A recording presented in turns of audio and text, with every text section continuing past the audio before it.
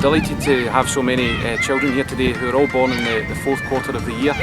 As a department, we always challenge ourselves to try and identify and recruit the best players that we possibly can at every level of the club, and we always ask questions about how we can be better and how we can do things differently. And today I think is the start of something that we've identified.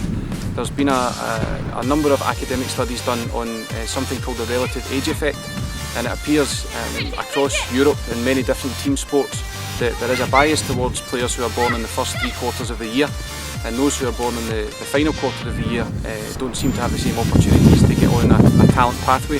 And we actually did a research project on our own academy, and we found that without the scouts or the coaches knowing, we actually recruited predominantly in the first 3 quarters of the year. And even when you talk about the countries who compete in the UEFA tournaments, under 17, under 19, under 21, the same issue exists. Their teams are predominantly born in the first 3 quarters of the year. So clearly, across Europe, we'll be missing a generation of footballers that are just unfortunately born in the wrong part of the year. So today's an opportunity for us to at least try and address that, and hopefully find players of a level and with the potential to progress at the club. The physical attributes are the first thing that you notice, and you'll hear a lot, the boy's big, he's strong, and that doesn't really marry up with boys that have been born later on in the year.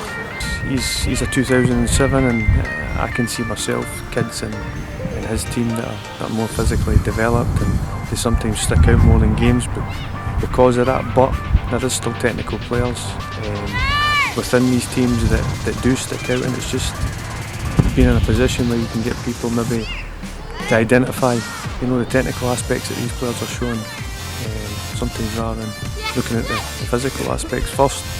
If you've got a player that's bigger, he will boss games up to a point, but then if that other player then will grow and comes to the same size, would he be a better player?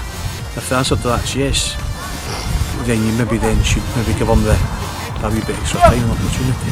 It's not an academy problem, it's not a Scottish problem, it's something that just exists because I think again the biggest issue being potentially maturity, emotional maturity, social maturity, and some other issues that hopefully we can address by events like this. I think this is excellent actually. It gives the kids a good opportunity to maybe put their talents on show and see what they can and can't do, but mostly just to have some pretty good fun playing football with maybe some people they've never played football before with.